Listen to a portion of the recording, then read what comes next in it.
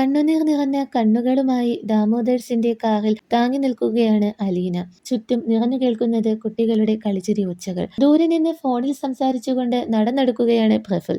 ഇരുവരും ഒരു കൈ അകലെ എത്തിയപ്പോൾ പ്രഫുൽ നിന്നുപോയി. എന്നാൽ അവളുടെ കണ്ണുനീർ ഒഴുകിക്കൊണ്ടു തന്നെയിരുന്നു.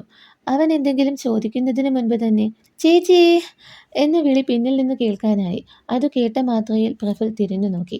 അലീന തല മെല്ലെ ഉയർത്തിയതേയുള്ളൂ. അപ്പോഴേക്കും അച്ചു ഓടി വന്ന് അവളെ കെട്ടിപ്പിടിച്ചു. അച്ചുവിനൊപ്പം അവിടെ മുട്ടുകുത്തിയിരുന്നു കൊണ്ട് അലീന അവന് വാത്സല്യത്തോടെ കുറെ ഉമ്മകൾ നൽകി. ചേച്ചിയും അനിയനും ഒരുപാട് സംസാരിച്ചു. ഒരുപാട് കാര്യങ്ങൾ, ഉപദേശങ്ങളും മറ്റും. അതൊരു പക്ഷേ ഇതിനു മുൻപ് പറഞ്ഞിട്ടുള്ളതായിരിക്കാം. എന്നാലും ഒട്ടും അടുപ്പില്ലാതെ അവനത് തലയാട്ടി സമ്മതിച്ചുകൊണ്ടിരുന്നു. ഇതൊക്കെ കണ്ട കാവ്യയുടെയും കണ്ണുകൾ നിറഞ്ഞിരുന്നു. അത് കണ്ട പ്രഫുൽദേവ് അവളെ ചേർത്ത് പിടിച്ചു. അപ്പോഴേക്കും അലീനയും അച്ചുവും കൂടി അവരുടെ അടുത്തേക്ക് എഴുന്നേറ്റ് ചെന്നു. 4 പേരുമായി യാത്ര തുടങ്ങിയ കാർ മടക്കയാത്ര നടത്തുമ്പോൾ 2 പേർ മാത്രം. അതുതന്നെയായിരുന്നല്ലോ ലക്ഷ്യവും. കാറിൽ കയറി ഒരുപാട് ദൂരം പിന്നിട്ടിരിക്കുന്നു. കുട്ടികളുടെ ഓർമ്മകളിൽ സന്തോഷിക്കാൻ കഴിയുന്നുണ്ടായിരുന്നില്ല ഇരുവർക്കും. ഇനി അത് ഉണ്ടാകില്ലെന്ന് കരുതിയിട്ടാണോ? അറിയില്ല. എന്തായിരുന്നാലും ഓർമ്മകളിലെ കളിച്ചിരികൾക്കും പുറമേയുള്ള ക്രൂരമായ മൗനത്തിനും തടയിട്ടുകൊണ്ട് അലീന മെല്ലെ മൊഴിഞ്ഞു. അച്ചു എൻ്റെ ജീവന്റെ ഒരു ഭാഗമായിരുന്നു. അതിന് എന്നെ വിട്ടുപോയി. കുഴപ്പമില്ല, അവന്റെ നല്ല ഭാവിക്ക് വേണ്ടിയല്ലേ. ഒരു നിമിഷം പോലും അവനെ പിരിയുന്നത് എനിക്ക് സഹിക്കാവുന്ന കാര്യമല്ല. എന്തിന് ചിന്തിക്കാൻ കൂടി കഴിയില്ല. ഇന്ന് ഈ അലീനയുടെ ജീവിതത്തിലെ വേർപാടിന്റെ ദിവസമാ. ദാമോദർ വീട്ടിലെ അവസാനത്തെയും. ഇപ്പോൾ ഞാൻ അച്ചുവിനെയും കാവ്യയെയും പിരിഞ്ഞു. ഇനി മുത്തശ്ശിയെയും നിങ്ങളെയുമൊക്കെ എനിക്ക് പിരിയേണ്ടി വരും. ഞാൻ മരിച്ചു പോകും. അവൾ കരയാൻ തുടങ്ങി. അവൻ ഉടൻ തന്നെ ബ്രേക്ക് ചവിട്ടി. അലീന, നീ എന്തൊക്കെയായി പറയുന്നേ? പ്രഫുൽ ചോദിച്ചു. ഒരു ബന്ധങ്ങളുമില്ലാതെ കഴിയേണ്ടി വന്ന ഒരു കാലമുണ്ടായിരുന്നു എനിക്ക്. ഇന്ന് ഞാൻ ആ കാലത്തേക്ക് തിരിച്ചു പോകുമല്ലേ. ഞാൻ മരിച്ചു പോകും. ആ ഒറ്റപ്പെടലിന്റെ വേദന ഇനിയും എനിക്ക് താങ്ങാൻ കഴിയില്ല. പക്ഷേ എൻ്റെ അച്ചുവിൻ്റെ ഭാവിക്ക് വേണ്ടി ഞാൻ ജീവിക്കും. പക്ഷേ പ്രിയപ്പെട്ടവരിൽ നിന്നും അകന്നുള്ള ആ ജീവിതം എന്തെങ്കിലും ലക്ഷ്യത്തോടു കൂടിയായാൽ പോലും ഏകാന്തതയിലേക്ക് കടന്നു വരുന്ന ചെകുത്താൻ എല്ലാം നശിപ്പിക്കും. അതാ ഞാൻ പറഞ്ഞത്, ഞാൻ മരിച്ചു പോകും. അവൾ തുടർന്നപ്പോൾ അവൻ അവളെ തടഞ്ഞു. സ്റ്റോപ്പ് ഇറ്റ് അലീന, നീ എന്തൊക്കെയായി പറയുന്നേ? ഞാൻ പറഞ്ഞാൽ തനിക്കെന്താ? സ്വരം ഉടക്കി നിന്നെങ്കിലും അവൾ മറുചോദ്യം ചോദിച്ചു.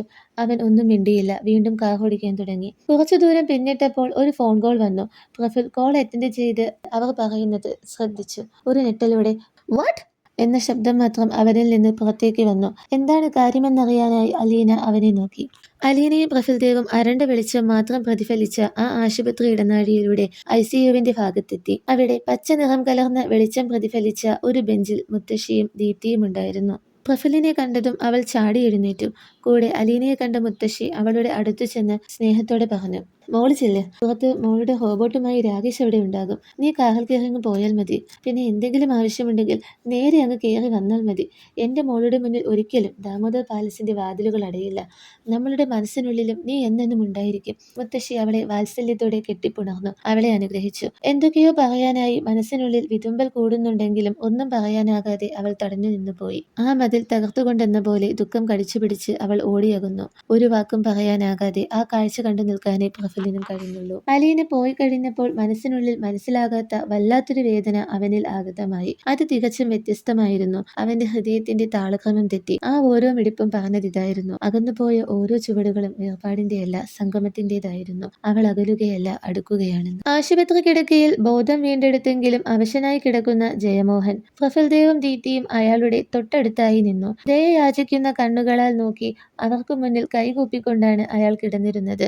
ആ കണ്ണുകൾ നിറഞ്ഞൊഴുകുന്നുണ്ടായിരുന്നു. എല്ലാം ഒരു തെറ്റിദ്ധാരണയായിരുന്നു സാർ. എന്നിട്ട് ദീപ്തിയോടായി, മാഡം എന്നോട് ക്ഷമിക്ക്. നിങ്ങളുടെ മനസ്സിന്റെ നന്മ ഞാൻ അറിഞ്ഞിരുന്നില്ല. ആ അനുപമ പറഞ്ഞതെല്ലാം ഞാൻ വിശ്വസിച്ചു. ഒരുപക്ഷെ അവർ പറഞ്ഞ കള്ളങ്ങളുടെ കൂട്ടത്തിൽ എൻ്റെ മകളുടെ ചികിത്സാ ചെലവ് നോക്കുന്നത് അവരാണെന്ന് കൂടി പറഞ്ഞില്ലായിരുന്നെങ്കിൽ അതൊക്കെ കള്ളങ്ങളായിരുന്നെന്ന് ഞാൻ ഇനിയും മനസ്സിലാക്കാതെ പോയേനെ. ആ തെളിവുകളും കള്ളമാകാനാ സാധ്യത, ജയൻ പറഞ്ഞു. തെളിവുകളോ? എന്ത് തെളിവ്? അല്ല, നിങ്ങൾ എന്തിനെ കുറിച്ചായി പറയുന്നേ? അപ്പോൾ ഞാൻ ഉദ്ദേശിക്കുന്നതെന്ന് സാറിന് മനസ്സിലാകുന്നില്ലേ? ജയൻ ചോദിച്ചു. മാഡം, അയാൾ ദീപ്തിയെയും നോക്കി. അവളും ഇല്ലെന്ന് തലയാട്ടി. അയാൾ തുടർന്നു. ഞാൻ പറഞ്ഞു വന്നത് അന്നത്തെ കാര്യമായിരുന്നു. മാഡം ഓർക്കുന്നില്ലേ? കാവ്യയുടെ ബർത്ത്ഡേ, അതിൻ്റെ ആഘോഷമല്ലേ എൻ്റെ കുഞ്ഞിനെ ഈ അവസ്ഥയിലാക്കിയത്. സത്യം എന്താണെന്ന് എനിക്കറിയില്ല മാഡം.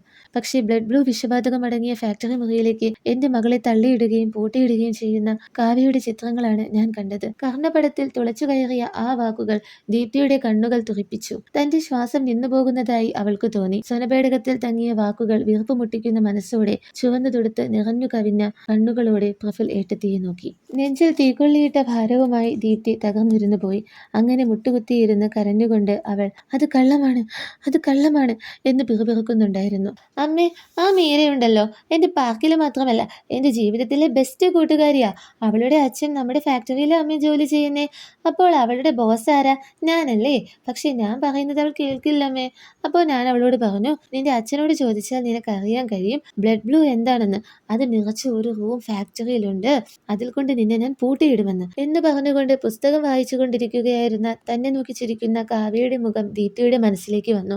ആ വാക്കുകൾ കേട്ട് ഞെട്ടലോടെ മകളുടെ വായ പൊത്തിക്കൊണ്ട് അങ്ങനെയൊന്നും പറയല്ലേ എന്ന് പറഞ്ഞ് മനസ്സിലാക്കിക്കുന്ന തന്റെ വാക്കുകളും അവളുടെ ഓർമ്മയിൽ കടന്നുകൂടി. എന്നാലും സത്യം ഇതാണ്, അതൊരു കുട്ടിക്കളിയായിരുന്നു. എന്നാൽ ഇതൊരു ചതിയാണ്. ഇവിടെ തെറ്റിദ്ധാരണയാണ് ഉണ്ടായിരിക്കുന്നത്. സത്യം ആർക്കു തെളിയിക്കാൻ സാധിക്കും? മിസ്റ്റർ ജയമോഹൻ, അനുപമ എന്ത് ചെയ്തിട്ടാണ് നിങ്ങളെ തെറ്റിദ്ധരിപ്പിച്ചത്? പ്രഫുൽ ചോദിച്ചു. ജയൻ പറഞ്ഞു തുടങ്ങി. അന്ന് മീര വലിയ സന്തോഷത്തിലായിരുന്നു. കൂട്ടുകാരിയുടെ പിറന്നാൾ ആഘോഷത്തിൽ പങ്കെടുക്കാനുള്ള ഉത്സാഹം. തൊട്ട് തലേ ദിവസം അവളോട് വഴക്കിട്ടതിന് ക്ഷമ ചോദിക്കണം. ഇനി എന്നും മുമ്പത്തെ പോലെ നല്ല കൂട്ടുകാരായിരിക്കണം. കഴിഞ്ഞ ദിവസം കാവ്യയുടെ വീട്ടിൽ വന്ന് CD എടുത്ത് കളിച്ചതിന്റെ പേരിൽ വഴക്ക് കേട്ട് വിഷമിച്ചിരിക്കുകയായിരുന്നെങ്കിലും അവൾക്ക് അതിലേറെ ആഗ്രഹവും ഉണ്ടായിരുന്നു. അങ്ങനെയാണ് അവളെ ഞാൻ കാവ്യയുടെ ബർത്ത്ഡേ പാർട്ടിക്ക് വേണ്ടി ഹോട്ടലിൽ വിട്ടത്. അവിടെ കാവ്യമോൾക്കൊപ്പമായിരുന്നു മീരമോളും. പക്ഷെ കുറച്ചു കഴിഞ്ഞപ്പോൾ ഫാക്ടറിയിൽ നിന്നും അങ്ങനെ അവിടെ എത്തിയപ്പോൾ എല്ലാവരും കൂടി മീരമോളെ രക്ഷിക്കാൻ ശ്രമിക്കുന്നതാണ് കണ്ടത്. എല്ലാം പെട്ടെന്ന് എങ്ങനെ മാറി മറന്നെന്നറിയില്ല. അപ്പോഴാണ് അനുപമയെ കാണുന്നത്. അവരാണ് എന്നോട് പറഞ്ഞത്, കഴിഞ്ഞ ദിവസം മീരമോള് ദാമോദർ പാലസിൽ വന്നപ്പോൾ അവളുടെ കയ്യിൽ ഒരു CD ഉണ്ടായിരുന്നു അത്രേ. ആ CD കാവ്യ ദീപ്തിയുടെ മുറിയിൽ കൊണ്ടുവച്ചിട്ട് അവർ രണ്ടുപേരും കൂടി കളിച്ചു. തിരികെ പോകാറായപ്പോൾ കാവ്യ എങ്ങനെയോ ബിസിയായി. CD എടുക്കാൻ മീര തന്നെ പോയി. പക്ഷേ അവൾ എടുത്തത് ദാമോദർസിന്റെ എന്തോ രഹസ്യമടങ്ങിയ CD ആയിരുന്നു. അതെടുത്തതിന്റെ പേരിൽ ദാമോദർസ് എല്ലാം കൂടി കുട്ടിയെ മാനസികമായി പീഡിപ്പിച്ചെന്നും ആ CD ഇട്ട് കണ്ടതിന്റെ പേരിൽ കൊല്ലുമെന്ന് പറഞ്ഞിരുന്നെന്നും അനുപമ എന്നോട് പറഞ്ഞു. ഇന്ന് ബർത്ത്ഡേ പാർട്ടിക്ക് ഹോട്ടലിൽ വന്നപ്പോൾ എന്തോ സർപ്രൈസിന്റെ പേരും പറഞ്ഞ് കാവ്യ മീരമോളെ കൂട്ടി ഫാക്ടറിയിൽ പോയെന്നും അവിടെ ബ്ലഡ് ബ്ലൂ വാതകം നിറഞ്ഞ മുറിയിലേക്ക് മീരയെ തള്ളിയിട്ടെന്നുമാണ് അനുപമ എന്നോട് പറഞ്ഞത്. ആളുകളെ കൂട്ടി ഫാക്ടറിയിൽ നിന്ന് മീരയെ രക്ഷിക്കാനുള്ളതെല്ലാം ചെയ്തത് താനാണെന്നും ദാമോദർസിന്റെ പ്ലാനിംഗ് എല്ലാം താൻ നേരത്തെ അറിഞ്ഞിരുന്നെന്നുമാണ് അനുപമ അന്ന് എന്നോട് പറഞ്ഞത്. അന്ന് ഞാൻ പരാതിയുമായി സ്റ്റേഷനിൽ ചെന്നിരുന്നു. അന്ന് ദാമോദർസിന്റെ ഭാഗം പറഞ്ഞ് പോലീസും കൈയൊഴിഞ്ഞു. അന്നാണ് ഞാൻ ആദ്യമായി അനുപമയുടെ കൂടെ ചേരുന്നത്. അതിനുശേഷം ഞാൻ ആദ്യം ചെയ്തത് പ്രഫുൽ സാറിന്റെ സിംഗപ്പൂർ യാത്ര റദ്ദാക്കുകയായിരുന്നു. പക്ഷേ അന്നൊരു തെറ്റ് പറ്റി. സാറല്ല, മാഡമായിരുന്നു സിംഗപ്പൂരിലേക്ക് പോയത്. പിന്നീടാണ് നിങ്ങളുടെയൊക്കെ ജീവൻ വെച്ചൊരു കളി നടത്തി നോക്കിയത്. അപ്പോഴേക്കും എനിക്ക് ഞാൻ ചെയ്യുന്നത് തെറ്റാണെന്നും ഞാനും തെറ്റിദ്ധരിക്കപ്പെട്ടിരിക്കുകയാണെന്നും തോന്നലുണ്ടായി. അതാണ് കാവ്യമോളെ രക്ഷിക്കാൻ ഞാൻ ഓടിയെത്തിയത്. ജയൻ ധരിച്ചു വെച്ചിരിക്കുന്ന കാര്യങ്ങൾ കേട്ട് ദീപ്തിയുടെ കണ്ണുകൾ വീണ്ടും തുറച്ചു. പ്രഫുലിന്റെ കണ്ണുകൾ ചുവന്നു തുടുത്തു. അതിൽ രക്തത്തിന്റെ ചൂടുള്ളതായി അനുഭവപ്പെട്ടു. ഇല്ല, ഇതിൽ പറയുന്ന കാര്യങ്ങളിൽ ചിലത് മാത്രമാണ് സത്യം, മറ്റു ചിലത് കള്ളവും. എനിക്ക് സത്യം അറിയണം, എനിക്ക് സത്യം അറിയണം എന്ന് പിറുപിറുത്തുകൊണ്ട് ദീപ്തി അവിടെ വീണ്ടും തളർന്നിരുന്നു. ഏട്ടത്തി, ഏട്ടത്തി വിഷമിക്കേണ്ട, എല്ലാം ശരിയാക്കാം. അനുപമ ഇപ്പോൾ ജയിലിലാണ്. മീരമോൾക്ക് കമ്പനി അയക്കുന്ന മരുന്ന് നൽകുന്നുണ്ടല്ലോ. അവൾക്ക് ബോധം വരുമ്പോഴൊക്കെ സത്യങ്ങൾ ചോദിച്ച് മനസ്സിലാക്കണം. പിന്നെ ജയനോട് 3 മാസമാണ് ആ മരുന്ന് ഉപയോഗിക്കേണ്ടത്. തുടർച്ചയായി 3 മാസത്തിൽ കൂടുതൽ ആ മരുന്ന് ഉപയോഗിക്കാനും പാടില്ല. അസുഖം മാറിയിട്ടല്ലാതെ അത് നിർത്താനും പാടില്ല. ഇപ്പോഴത് ഉപയോഗിക്കാൻ തുടങ്ങിയതല്ലേ ഉള്ളൂ. 3 മാസത്തിനകം ബ്ലഡ് ബ്ലൂവിനുള്ള മറുമരുന്ന് ഇന്ത്യയിൽ എത്തിയിരിക്കും. ഇത്രയും നാളും ഒരു പാവം കുട്ടിയുടെ ജീവൻ രക്ഷിക്കണമെന്ന് ഇതുകൊണ്ട് ഈ പ്രഫുൽദേവ് ദാമോദർ കരുതിയിരുന്നുള്ളൂ. എന്നാൽ ഇന്ന് മറ്റൊരു കുട്ടിയുടെ ജീവിതം രക്ഷിക്കാനുള്ള പ്രയത്നം കൂടിയാണിത്. ദീപ്തിയോടും ജയനോടുമായി മനസ്സ് ഉറപ്പിച്ച് പറഞ്ഞുകൊണ്ട് പ്രഫുൽ അവിടെ നിന്ന് തിരിഞ്ഞു നടന്നു. അലീനയുടെ വീടിനു മുന്നിൽ കാർ നിന്നു. അവൾ ഒരു ബോക്സുമായി കാറിൽ നിന്നിറങ്ങി. അത് താഴെ വെച്ചതും ആ ബോക്സ് രൂപം മാറി റോബോട്ടായി മാറി. കാറിൽ നിന്ന് രാകേഷും പുറത്തിറങ്ങി. മാഡം, ഈ റോബോട്ടിന്റെ ഫംഗ്ഷനൊക്കെ ഈ മാനുവലിലുണ്ട് എന്ന് പറഞ്ഞുകൊണ്ട് അയാൾ അവൾക്ക് മാനുവൽ കൈമാറി. അവൾ അത് വായിച്ചു നോക്കാൻ ശ്രമിച്ചുകൊണ്ട് സംശയത്തോടെ രാകേഷിന്റെ നേരെ തിരിഞ്ഞു ചോദിച്ചു, ഇത് ഇംഗ്ലീഷ് ആണല്ലോ? അതെ മാഡം. പിന്നെ ഞാനിതെങ്ങനെ മനസ്സിലാക്കാനാ? ഈ റോബോട്ടിന് ഇംഗ്ലീഷിൽ പറഞ്ഞാലേ മനസ്സിലാകുമെങ്കിൽ ഇതിനെ കൊണ്ടുപോയ്ക്കോ. എവിടേക്ക്? ദാമോദർ മാൻഷനിലേക്ക്. അല്ലാതെ എവിടേക്ക്? മാഡം ടീച്ചറല്ലേ, പിന്നെന്താ ഇംഗ്ലീഷ് അറിയാത്തെ? രാകേഷ് സാറിന് എന്താ തെറ്റിദ്ധാരണയുണ്ടായതാ? ഞാൻ ആരുടെയും ടീച്ചറല്ല. ഞാൻ കാവ്യയുടെ ആയായിരുന്നു. പക്ഷെ ഇപ്പോഴല്ല. ഇപ്പോഴവൾ എനിക്ക് എന്റെ സ്വന്തം അനീതിയാ. മനസ്സിലായോ? അവൾ തന്റെ ഇടത്തോടെ തല ഉയർത്തി പിടിച്ച് പറഞ്ഞ വാക്കുകൾ കേട്ട് തല താഴ്ത്തിക്കൊണ്ട് സോറി പറഞ്ഞ് അവിടെ നിന്ന് പോകാനൊരുങ്ങിയതായിരുന്നു രാകേഷ്. പെട്ടെന്ന് അലീനയുടെ തലയിൽ മിന്നൽ പോലെ ഒരാശയം വന്നുദിച്ചു. ഒരു മിനിറ്റ്. അവൾ രാകേഷിനെ തടഞ്ഞു നിർത്തി. എന്താ മാഡം? ഒന്നുമില്ല രാകേഷ്, എനിക്ക് മാനുവലിന്റെ ഒരു മലയാളം കോപ്പി വേണമായിരുന്നു. അവൾ ആവശ്യം ഉന്നയിച്ചു.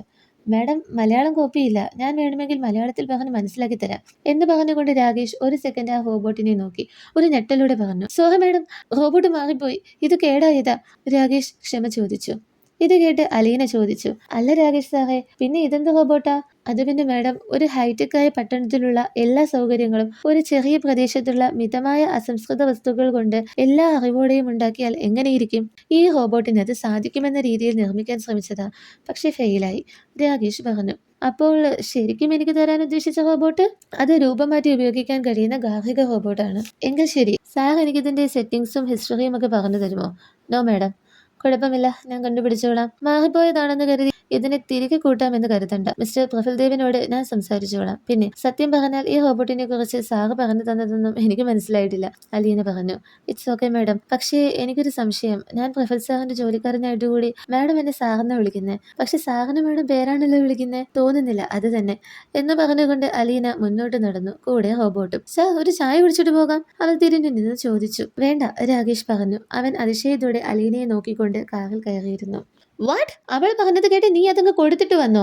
പ്രഫുൽ രാകേഷിനെ വഴക്ക് പറഞ്ഞു. സോറി സാർ, അത് പിന്നെ മാഡം. രാകേഷ് പ്രഫുൽദേവിന് മുന്നിൽ പതറിപ്പോയി. ആ പാവത്തിനെ വെറുതെ വിട്ടേക്ക്, തനിക്ക് എന്നോടല്ലേ ചോദിക്കാനുള്ളത്? അലീനയുടെ സ്വരം കേട്ട് പ്രഫുൽദേവ് രാകേഷിന്റെ പിന്നിലൂടെ നോക്കി. രാകേഷ് തിരിഞ്ഞു നോക്കി. അലീന മുന്നോട്ട് നടന്നുകൊണ്ട് പറഞ്ഞു, രാകേഷ് സാറ് വയ്ക്കോ, ഇത് നമ്മൾ തമ്മിൽ ഡീൽ ചെയ്തോളാം. അലീന പറഞ്ഞത് കേട്ട് രാകേഷ് അവിടെ നിന്നും പോയി. എന്താ നിന്റെ ഉദ്ദേശം? പ്രഫുൽ ഗൗരവത്തോടെ ചോദിച്ചു. വാവ്, മിസ്റ്റർ സീരിയസ് തിരികെ എത്തിയിരിക്കുന്നു എന്ന് പൊട്ടിച്ചിരിച്ചുകൊണ്ട് അലീന കൈകൾ ഉയർത്തിപ്പിടിച്ച് കെട്ടി. എന്നിട്ട് ചോദിച്ചു, മിസ്റ്റർ പ്രഫുൽദേവ് ദാമോദർ, താൻ എന്നെ എത്ര ചെറുതായിട്ടാ കണ്ടത്. പക്ഷേ ഞാൻ ഇവിടെ ഇല്ലായിരുന്നെങ്കിൽ ഈ ദാമോദർ മനുഷ്യൻ തകിടം മറിഞ്ഞ് തല കുത്തി കിടന്നേനെ. എന്താ ഈ തകിടം തല? നീ എന്താ ഇങ്ങനെയൊക്കെ സംസാരിക്കുന്നത്? പ്രഫുൽദേവ് ആശങ്കയോടെ ചോദിച്ചു. തൻ്റെ കൂടെ കൂടിയിട്ടായിരിക്കും, അവൾ പറഞ്ഞു. എന്ത്? അവൻ ചോദിച്ചു. പിന്നെ നിങ്ങൾ വലിയ ദാമോദർമാരല്ലേ? ദാമോദർസ് അങ്ങനെയാണ്, ദാമോദർസ് ഇങ്ങനെയാണ്, ഭൂമി കറങ്ങുന്നത് അവർക്ക് ചുറ്റുമാണ്. തന്നെ ഞാൻ ആദ്യമായി കാണുമ്പോൾ അതൊക്കെയായിരുന്നല്ലോ ഭാവം. എന്നിട്ടിപ്പോൾ എന്തായി? ഒരു നിസ്സാരമായ പ്രോജക്റ്റ് കംപ്ലീറ്റ് ചെയ്യാൻ ഈ മിഡിൽ ക്ലാസ് അലീന തന്നെ വേണ്ടി വന്നില്ലേ? അലീന അഭിമാനത്തോടെ പറഞ്ഞു. What do you mean? Praful ചോദിച്ചു. മീനും ജോഹമൊന്നുമല്ല എന്ന് പറഞ്ഞ് ചിരിച്ചുകൊണ്ട് മുത്തശ്ശി അവിടേക്ക് കടന്നു വന്നു. പ്രഫുൽ ഒന്നും മനസ്സിലാകാതെ മുത്തശ്ശിയെ നോക്കി. മുത്തശ്ശിയും അലീനയും പൊട്ടി ചിരിക്കുന്നുണ്ടായിരുന്നു. എന്റെ മോനെ, പറയാതിരിക്കാൻ വയ്യല്ലോ. ഒന്നുമല്ലെങ്കിലും നീയല്ലേ ഇവളിവിടെ എത്താൻ ഒന്നാമത് കാരണമായത്. മഹിമയൊക്കെ പിന്നെയല്ലേ. ഇവളുടെ ബുദ്ധി നിനക്ക് അറിയാനിട്ട. എന്തായാലും എനിക്കതിന്ന് മനസ്സിലായി. നീയും അലീനയും ഇന്ന് തന്നെ അപ്സരദ്വീപിലെത്തി അക്ഷയ മൃതസഞ്ജീവനി ശേഖരിക്കണം. മരുന്ന് കണ്ടുപിടിക്കാൻ ഈ മിടുക്കി മതി. ഫാക്ടറിയിൽ എത്തണമെന്നൊന്നുമില്ല, മുത്തശ്ശി തെല്ലഭിമാനത്തോടും സന്തോഷത്തോടും കൂടി പറഞ്ഞു. അലീന ചെറുപുഞ്ചിരിയോടെ മുഖം താഴ്ത്തി. ഒന്നും മനസ്സിലാകാതെ പ്രഫുൽ നിന്നു. എടാ മോനെ, നിനക്ക് ഓർമ്മയില്ലേ അന്ന് ഭക്ഷണത്തിൽ വിഷബാധയുണ്ടോ എന്നറിയുന്ന മെഷീൻ അലീന കണ്ടുപിടിച്ചത്? അന്നൊന്നും നമ്മൾ ഇവളുടെ കഴിവിൽ വിശ്വസിച്ചിരുന്നില്ല. ഇന്ന് ആ രാകേഷ് ഉണ്ടല്ലോ, നിങ്ങളുടെ പുതിയ പ്രോജക്റ്റായ റോബോട്ട് എന്തൊക്കെ ലക്ഷ്യമിടുന്നു എന്ന് മാത്രമേ പറഞ്ഞിട്ടുള്ളൂ. 2 മാസമായി നമ്മുടെ ഫാക്ടറിയിൽ ഇഴഞ്ഞു നടന്നുകൊണ്ടിരിക്കുന്ന ആ പണി അലീന തീർത്തത് വെറും 2 മണിക്കൂറിൽ. മുത്തശ്ശി പറഞ്ഞത് കേട്ട് പ്രഫുൽ അക്ഷരാർത്ഥത്തിൽ ഞെട്ടി. അവനത് അവിശ്വസനീയമായി തോന്നി. അപ്പോൾ അലീന ഇടയ്ക്ക് കയറി പറഞ്ഞു, ഇല്ല മുത്തശ്ശി, ഞാൻ 10ാം ക്ലാസ്സിൽ പഠിക്കുമ്പോൾ സയൻസിന് വേണ്ടി ഒരു പ്രോജക്റ്റ് ചെയ്യാൻ പ്ലാനിട്ടിരുന്നു. പക്ഷേ എക്സാംസിന്റെ ഇടയിലൊന്നും നടന്നില്ല. ആഗ്രഹം സാധിക്കാൻ വൈകുന്തോറും അതിലെ ഗൗരവം വർദ്ധിച്ചുകൊണ്ടിരുന്നു. പിന്നെ ധാരാളം അറിവുകളൊക്കെ ശേഖരിച്ച് 2 വർഷത്തിനുള്ളിൽ പ്രോജക്റ്റ് തയ്യാറാക്കി. റോബോട്ടിന് അവിടെവിടെയായിട്ട് എന്നെക്കൊണ്ട് പറ്റുന്ന രീതിയിൽ പാർട്സും ഉണ്ടാക്കിയിട്ടുണ്ടായിരുന്നു. ഇദ്ദേഹം തന്ന റോബോട്ട് ഒന്നിനും കൊള്ളാത്തതാണെന്ന് രാകേഷ് സാർ പറഞ്ഞപ്പോൾ അതെന്തിനു കൊള്ളാമെന്ന് ഞാനും കണ്ടെത്തി. രാകേഷ് സാർ പറഞ്ഞ കാര്യങ്ങളൊക്കെ വെച്ച് നോക്കിയപ്പോൾ എനിക്കൊരു കാര്യം മനസ്സിലായി. പ്രോജക്റ്റ് രണ്ടും ഒരേ ഫലം തരുന്നതാണെന്ന്. എങ്കിൽ പിന്നെ ഇതിനെ അങ്ങ് ശരിയാക്കി എടുത്താൽ മതിയെന്നായി. അലീന പറഞ്ഞു നിർത്തിയപ്പോൾ പ്രഫുൽ അവളെ അതിശയം കലർന്ന കണ്ണുകളാൽ നോക്കി. മുത്തശ്ശി ഒരു പുഞ്ചിരിയാലെ കൈകൾ കൊട്ടിക്കൊണ്ട് പറഞ്ഞു, ഇനി വൈകിക്കേണ്ട. 2 പേരുടെയും സാധനങ്ങൾ ഞാൻ എടുത്തു വെച്ചിട്ടുണ്ട്. റോബോട്ടും ചോപ്പറും എല്ലാം റെഡിയാണ്. ഇനി എന്താ വേണ്ടത് പറഞ്ഞു മുത്തശ്ശി ചോദിച്ചു. മുത്തശ്ശി, 2 കിലോ ഗോതമ്പ് മാവ്, 5-6 സവാള, ഉപ്പ്, പിന്നെ മസാലക്കൂട്ട്, ഉരുളക്കിഴങ്ങ്, എണ്ണ, പിന്നെ ഇത്രയും മതി. ഇനിയും എന്തെങ്കിലും വേണ്ടി വരുമോ എന്ന മട്ടിൽ അലീന പറഞ്ഞു നിർത്തി. അല്ല, ഇതൊക്കെ എന്തിനാ? മുത്തശ്ശി ആശ്ചര്യത്തോടെ ചോദിച്ചു. പ്രഫുലും അവളെ ഇത് കൊള്ളാലോ എന്ന മട്ടിൽ തുറച്ചു നോക്കി. അത് പിന്നെ മുത്തശ്ശി, എവിടെ പോയാലും എനിക്ക് ഞാൻ വെച്ച ഭക്ഷണത്തിന്റെ സ്വാദറിയണം, അതിനാ. ശരി ശരി എന്ന് പറഞ്ഞ് മുത്തശ്ശി അകത്തേക്ക് കയറിപ്പോയി. അന്നാദ്യമായാണ് താൻ അലീന എന്ന പെൺകുട്ടിയെ ഇതുവരെ മനസ്സിലാക്കിയിട്ടില്ലെന്ന് പ്രഫുൽദേവ് ദാമോദർ എന്ന ആ വ്യക്തി മനസ്സിലാക്കുന്നത്. അന്നാദ്യമായാണ് അലീന ആരാണെന്നറിയാൻ അവനിൽ ആഗ്രഹമുദിച്ചത്. നീ എന്തെങ്കിലും കഴിച്ചോടാ? അലീന ഫോണിൽ ചോദിച്ചു. ഇല്ല ചേച്ചി, ഞാൻ നോമ്പാ. മഹതലിക്കൽ നിന്ന് അച്ചുവിന്റെ മറുപടി. എന്തിന്റെ നോമ്പാടാ? അലീന ജിജ്ഞാസയോട് ചോദിച്ചു. ഇത് റമലാന ചേച്ചി. അന്ന് നമ്മൾ ആയിഷമ്മാന്റെ അയലത്തായിരുന്ന സമയത്ത് ആയിഷമ്മ ഉണ്ടായിരുന്നു എല്ലാം പറഞ്ഞു തരാൻ. എന്നെ ഓതലും നിസ്കാരവും ഒക്കെ പഠിപ്പിച്ചത് ആയിഷമ്മ അല്ലേ? ഇന്നലെ എന്നെ കാണാൻ നുസ്രത്തിത്തത്ത വന്നായിരുന്നു. ആയിഷമ്മ മരിച്ചിട്ട് 2 മാസേ ആയുള്ളൂ എങ്കിലും നമ്മുടെ അപ്പുറത്തെ അനാഥാലയത്തില് ആയിഷമ്മാന്റെ പിറന്നാൾ പായസം കൊടുക്കാൻ വന്നതായിരുന്നു ഇത്താത്ത. ഞാൻ എന്റെ റൂമുള്ള കെട്ടിടത്തിന്റെ 2ാമത്തെ നിലയിൽ കാവേടി കൂടെ നിൽക്കുമായിരുന്നു. ഇത്താത്ത എന്നെ എങ്ങനെയോ കണ്ടു, കയറി വന്നു. നോമ്പിന്റെ കാര്യമൊക്കെ പറഞ്ഞു. എനിക്കും കാവ്യയ്ക്കും കൂടി പായസവും തന്നു. ഞാൻ നോമ്പായതുകൊണ്ട് ഇന്ന് കാവ്യയും നോമ്പാ, അച്ചു പറഞ്ഞു. കാവ്യയും നോമ്പാണോ? ഡാ, നീ അവളെ ശ്രദ്ധിച്ചോണേ. പിന്നെ നോമ്പ് തുറക്കുമ്പോ ആവശ്യത്തിനുള്ളത് കഴിച്ചോണം, കേട്ടല്ലോ? പിന്നീടാ, ഇനി ഞാൻ അങ്ങോട്ട് കോൾ ചെയ്യുന്നത് വരെ നീ എന്നെ ഇങ്ങോട്ട് കോൾ ചെയ്യരുത്. ഞാനൊരു അത്യാവശ്യ കാര്യത്തിന് വേണ്ടി കാവ്യയുടെ ചെറിയച്ഛനോടൊപ്പം വിദേശത്തേക്ക് പോകുക. അലീന പറഞ്ഞപ്പോൾ അച്ചുവിന് ആശ്ചര്യമായി. ചേച്ചി, ചെറിയച്ഛനൊന്ന് കൊടുക്കാവോ? അച്ചു ചോദിച്ചു. ഇപ്പോൾ സമയമില്ലടാ. യാത്രയ്ക്ക് വേണ്ട കാര്യങ്ങളെല്ലാം തയ്യാറാക്കി കഴിഞ്ഞ് എന്നെയും അയാളെയും മുത്തശ്ശി വിളിച്ചുകൊണ്ടിരിക്കുക.